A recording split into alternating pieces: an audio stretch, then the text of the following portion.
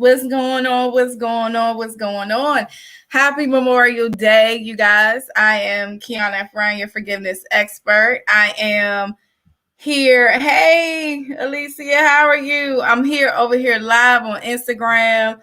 Over here, I'm live on Facebook and YouTube. There it is. I got you all together today. I just wanted to wish you all a happy Memorial Day. As it relates to this specific holiday, as it relates to what everybody goes through around this season. And I was looking in my Bible, one of my favorite books to read. And in Proverbs 18:16, it says, "A man gifts will make room for him and brings him before the great." A man's gift will make room for him and bring him before the great. Now, I'm not going to be before you all long, but I just wanted to share this message that was on my heart for this day of Memorial Day, as we are celebrating the loved ones, those who served in military, or just, a close family friend or someone that we miss that's no longer here today. Today is the day that we remember them and we honor them by giving them flowers at their graves, or having memorial services for them, just thinking of a brighter way to memorialize. There we go. The word got stuck for a second. To memorialize that person's life and their accomplishments. Well, while we're thinking about those people today, some of us are still walking amidst the earth, and we are memorializing things that should be alive within our lives right now.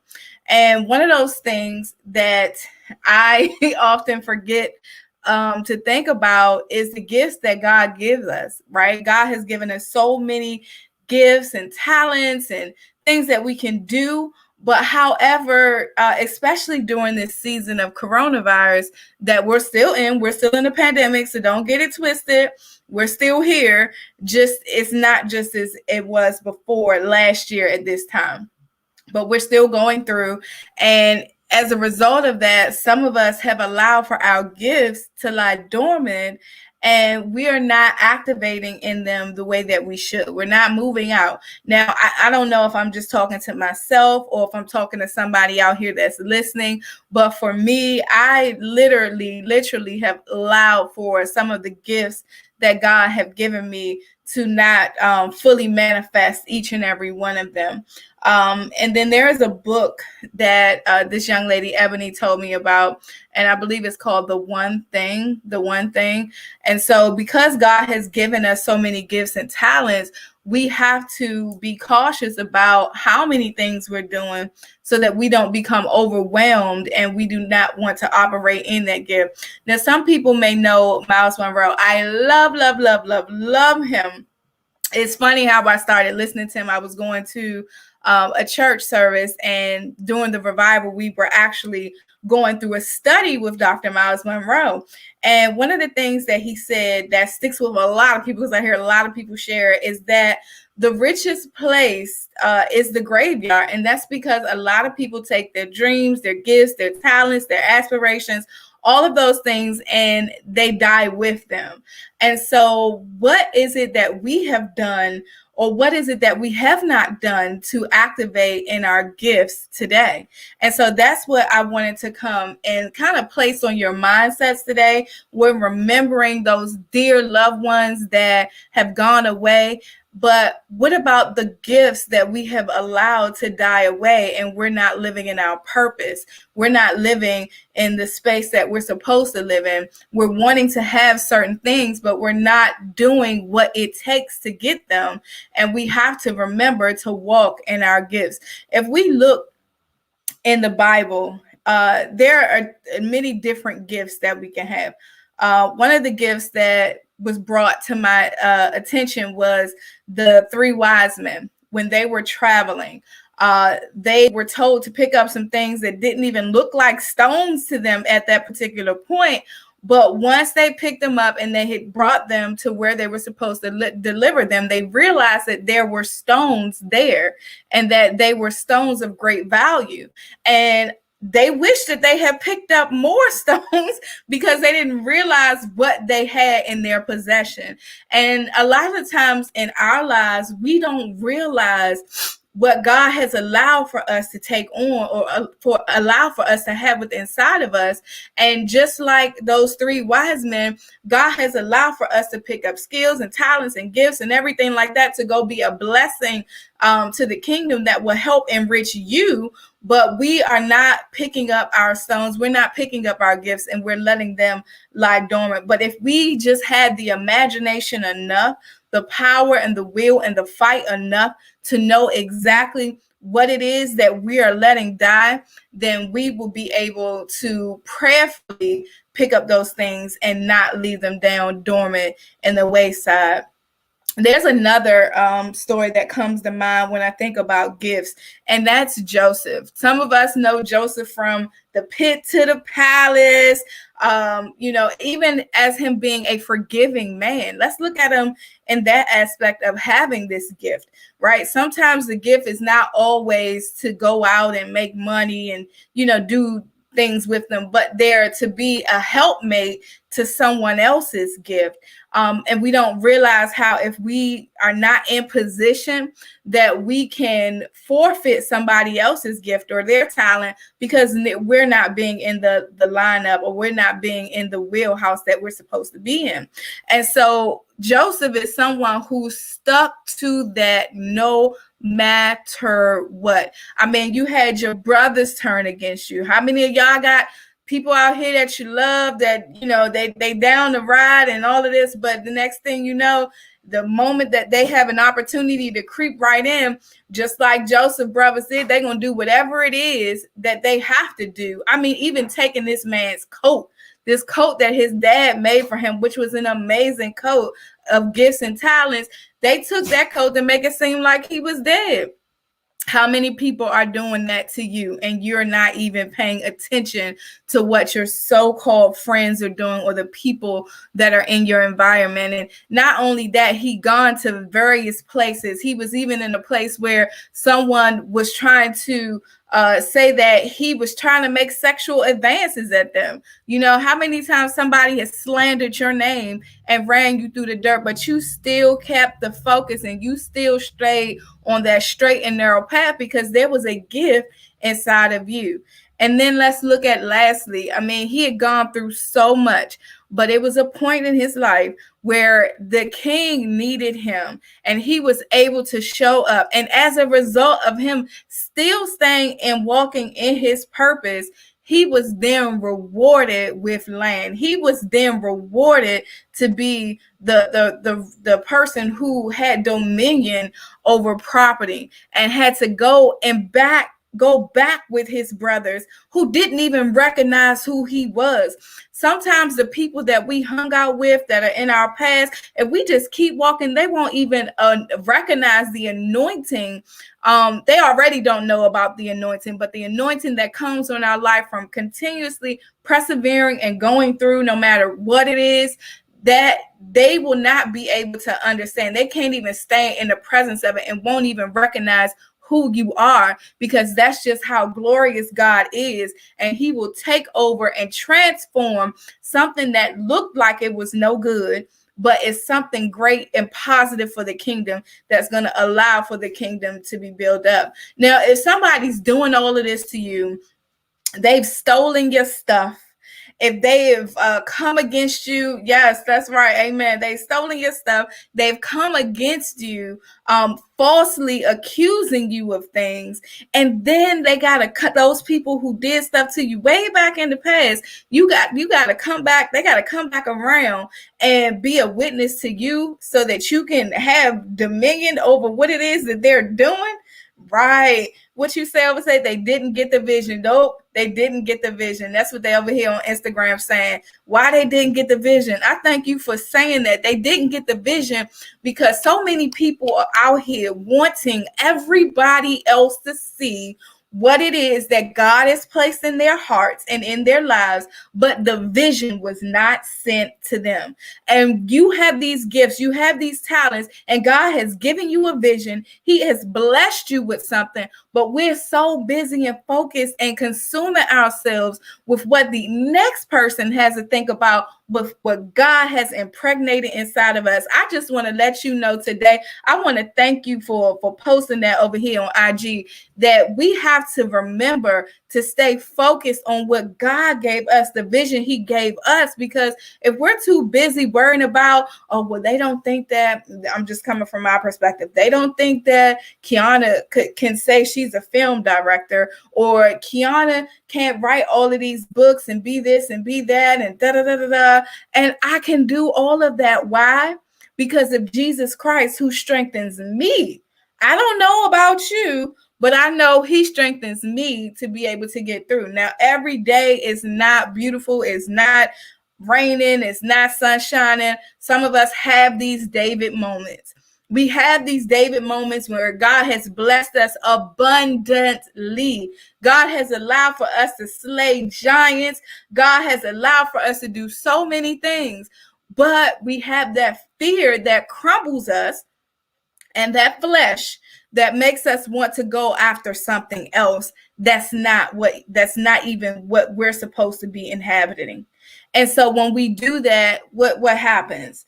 Things happen just like it happened to David. Y'all remember when David was trying to go after Bathsheba and, all of that good stuff that happened. I mean, he did so much, he killed the man. Then after that, because he killed the man, what happened to him? It came back to him. So we have to remember to stay focused in what we have and what God has given us, the visions and the gifts that he's given us, because they are valuable for one purpose, and that's to serve God's purpose. Secondly, there's another valuable reason that we must continue to walk into those gifts, because that's how we will live in the abundant overflow. Now, what is the abundant overflow? That doesn't mean that you're going to have finances flowing out of every pocket. That means that you're going to have a comfortable, suitable life that God has destined for you. You might have some stress, you might have some issues, you might have some ups and downs, but you have to remember to keep pushing through, to persevere, because today we are not just remembering the people who have passed. We're going to remember our gifts that we allowed to lie dormant, that are now deaf. We need to have a Lazarus moment with the gifts that God has given us so that we can go out and be prosperous. And how do we do that? We get to our truth. If some of you tune into the Healing Incubator podcast, you know that our truth is the number one factor that starts us with anything, because we have to be truthful about where we are, how we got there, why we got there, and how we gonna get out of there. And so we tell ourselves that truth so that we can forgive, so that we can move on and rock out, right? And be the superstars that God has allowed for us to be. And so I am just so ecstatic and excited about so many people who are going to dig deep, who are going to take the shovel and remove the dirt from their gift, who's going to fall down on their knees and ask God to restore anything that has been taken from him. Because as Proverbs 18:16 says, a man's gift makes room for him and brings him before the great. A man's gift, it's the word gift is what we have, but a man, I'm a man, you're a man.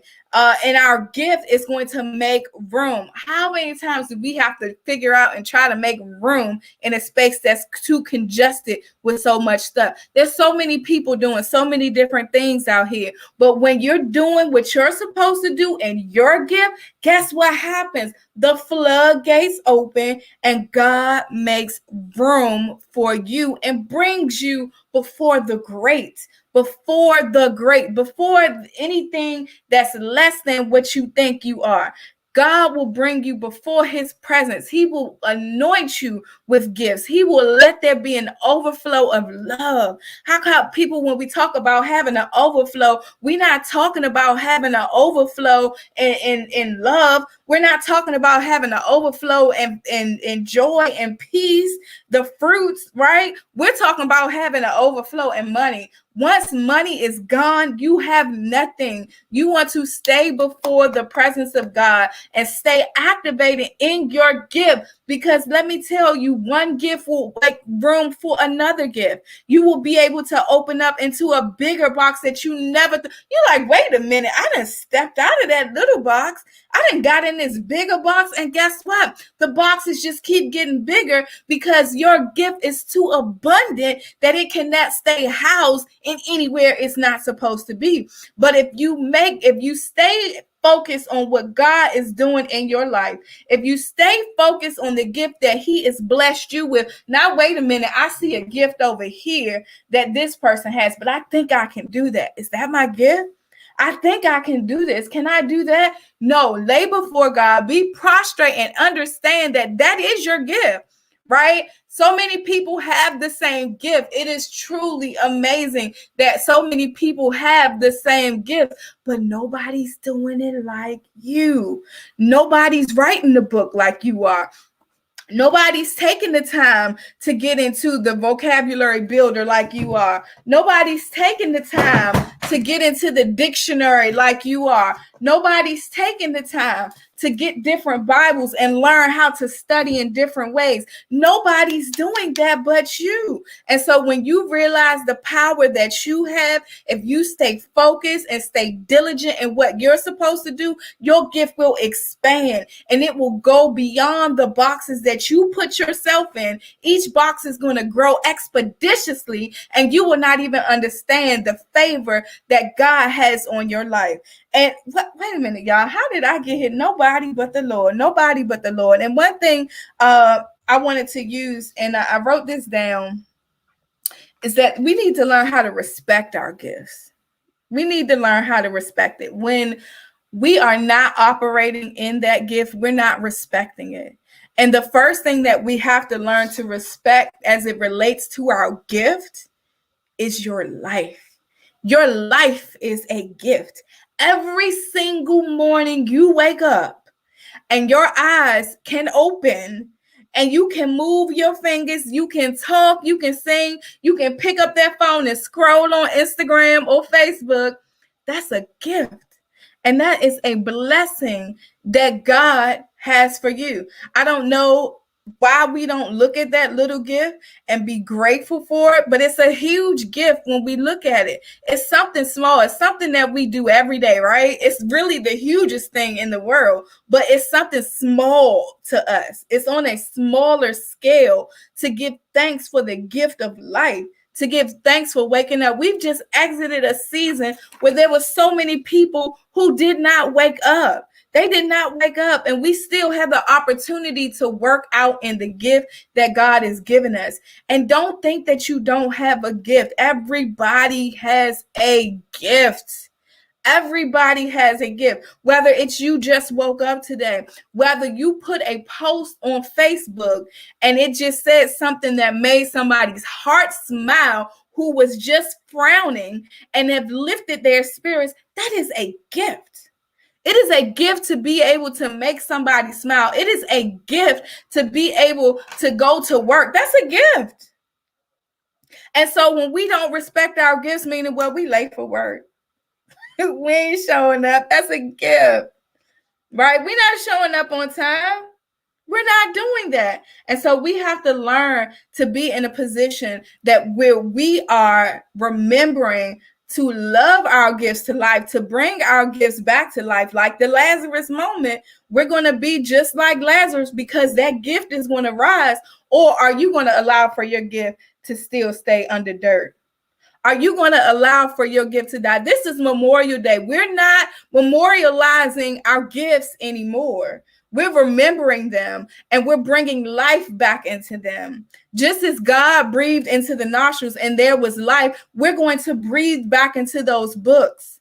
We're going to breathe back. We're going to breathe back into those plays. We're going to breathe back into everything that we're supposed to do. If it's your health, you got to get your health. You got to breathe. Oh, Jesus. It is a gift to be able to get up and walk. That's a gift. Because there's so many people today that I know that can't get up. Let me tell you how I know it's a gift, because I had knee surgery, and it is the most uncomfortable thing to not be able to walk and function properly. It is a gift that you have the use of your two legs. But what are you doing with your two legs? Are you just sitting there? Are you complaining about, oh, my leg hurts? I could do that every single morning. I could do that after I get off of work when I still need to exercise, because I stand up all day, every day. But it's a gift. It is a gift to be able to walk around. And so I just want us to remember today to not be in a prostrate position of memorializing the gifts that should not even be in the ground. The gifts that we should be able to prosper with. And that's not prosper. We're not talking prosperity teaching right now. We're talking prosperity, not in finances, but prosperity in spirit, love, joy, peace, patience, kindness, faithfulness, understanding, gentleness. We're talking about all of that. That's what we need to prosper. That's where our soul needs to prosper. If our soul is not prospering there, it does not matter how much money you have. But if you stay humble and stay before God, as Proverbs 18:16 tells us, a man's gift will make room for him. Who are we talking about? Who is the him? I'm the him. You're the him. Your cousins, I got cousins on here. My mom is the him. God will make room for him, and he will set you before great. Let me tell you, there's an experience I had with his favorite magazine. All I did was show up and walk in a gift that God had given me. And that was just to open my mouth and have conversation with people. And as a result of that, I'd become a person who was going out in representation of a magazine to take interviews from people who are who are getting global awards for being an actor and actress. People that I watched on television or on the big screen. And now God has positioned me because of the gift of opening my mouth. And let me tell you how the enemy will try to shut you down. I have one of my cousins that told me, she said, I never believed that you would get up and talk and do as much as you do, because as a child, you were quiet. As a child, you rarely spoke. You were just so in a shell. My mother can tell you, she brought me toys that she wanted to play with me with. And I'm like, nah, dog, I got it. I'm good. I'm going to be by myself. But see, that was the enemy putting that cloud over me. Because once I found out I had a voice, once I found out exactly who I am, and once I knew whose I was, meaning that I belonged to the Lord, then there was nothing that could shut my mouth. Nothing that could shut my mouth, because I know that if I operate in with the Lord, thus saith the Lord over my life, that he will provide everything that I need to get through. And so, guys, I just wanted to come by today and just share this message with you. I know that we're remembering the people that we've lost, and this will be for me my first Memorial Day without my grandmother, who raised me, and it's a little different. You know, this year things are different. I don't get to go see her. But let me tell you one amazing thing that happened the other day. I was in the city and I drove past her house, and I just wanted to see where I remembered her, you know, the happiness, the joy that I remember about her. And I took a picture of the front of the house, and it was, you know, the regular red house. It had 1215 on it. But there was this overgrown, this beautiful red bush of flowers that was, it had budded, it had bloomed, and it was still growing. It was beautiful. I mean, it was just simply beautiful. And that's really what got the ball rolling for today's message, with remembering our gifts. My grandmother and my grandfather stayed having that yard beautiful. I mean, it was just amazing. Now here it is, 2021. My grandparents are both deceased, but yet the gift of their hands is still alive in the soil. The gift of their hands are still alive in that soil. Just imagine if you didn't allow for your gift to die in that soil, how long your gift could last. Not everybody has a green thumb. Not everybody can keep a plant alive. And I'm gonna say that that's me. I'm not gonna tell you I'm gonna go out there and plant nothing because we don't know. But they had the gift of planting. They had the gift of harvesting. Every whatever, I forget what season it was, we had an apple tree, and the apple tree would blossom, and they would go get the apples, and they would cut them all up and cook them down and make applesauce. And everything was still growing. They were planting seeds. It was growing. It produced a harvest. And now the harvest is still alive. The harvest is still alive, even without their hands tending it, because God still sends the sun rays. God still sends the water. God still sends the shade, because he protects his gifts. He protects his gifts, not the ones that we made up,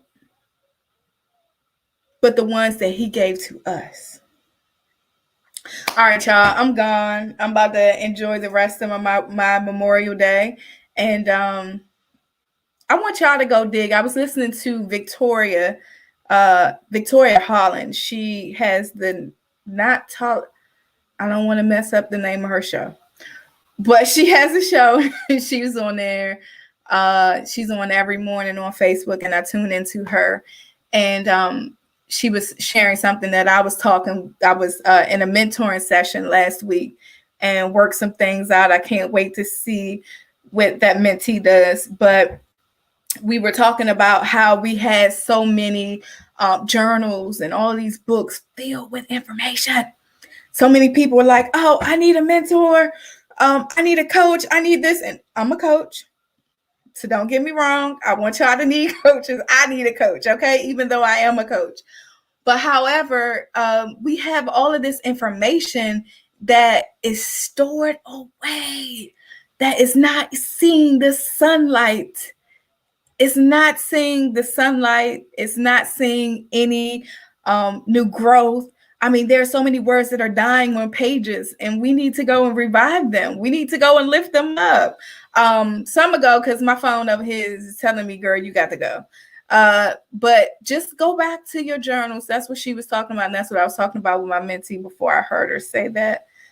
So that was confirmation for me. And so I want to share it because somebody else, I'm pretty sure out there, has like tons and tons of notebooks with good, juicy information in them that the Lord wrote, that he had you write down, because sometimes we don't even realize what we write down until we go back and read it later. So I want to implore you all to go back and read your notes, because it might be something there that you uncover that helps uncover the gift, that helps you remember the gift, that helps you find passion for the gift again. So even though we're remembering our loved ones, let's not just remember our gifts. Let's bring them back. All right, y'all. Talk to y'all later. If you want, you can check in on the Healing Incubator podcast. That is it's on Fridays, but you can go check it out anytime, Monday through Sunday, Sunday through Monday, whichever day you want to. We're on Apple. We're on iHeartRadio. We are on Spotify. We're on YouTube. We're like everywhere. So listen, it's like over 500 and some odd hours of the Healing Incubator, where we tap into the truth, forgiveness, and healing. And for some of you, I know there's some people that are on here that are going to go on the walk with us that's coming June the 12th. And so we're taking a walk into Sugarloaf Mountain. It's a group of women who have participated in a 90-day program, the Journey to Forgiveness and Healing Walk. And so we're about to take our Freedom Walk on the 12th. And as we take that walk into the mountain, we're going to have some self-discoveries there, but we're going to ultimately get to the top and we're going to release whatever it is that can no longer hinder us. You got your sticks? Everybody, y'all know y'all have to have gear for this, right? You need your sticks. You need a book bag. I got a book bag. I found some cute, well, they were in my closet already, but I have some cute shoes that I'm gonna wear.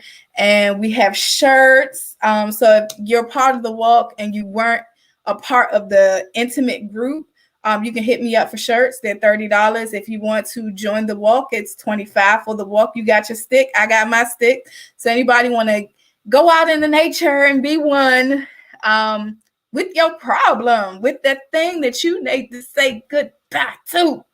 Bye. Goodbye. Bye, bye, bye, bye. You can't live. I told somebody the other day, and I use it again this morning. I unsubscribe to stress. No stress. No stress. No stress. I'm looking like that because I'm on two different things. But love you all. Be blessed. You can hit me in Messenger if you're interested in the walk. We're going to be at Sugarloaf Mountain again. We're going to be walking it out. People got their sticks. They got their sweatbands. I got me some workout gloves, for because we got to, we getting it in. We getting it in, and not just physically, but spiritually. We're going to see how much weight we can remove from ourselves spiritually in that walk. All right, guys. I will see you soon. Have a blessed and amazing Memorial Day. And wake up them gifts. You better lather it on up. Lather it on up. All right, guys. Love you all. Be blessed. All right, guys. I can only end one thing at a time. So, but I'm about to go now. See y'all later.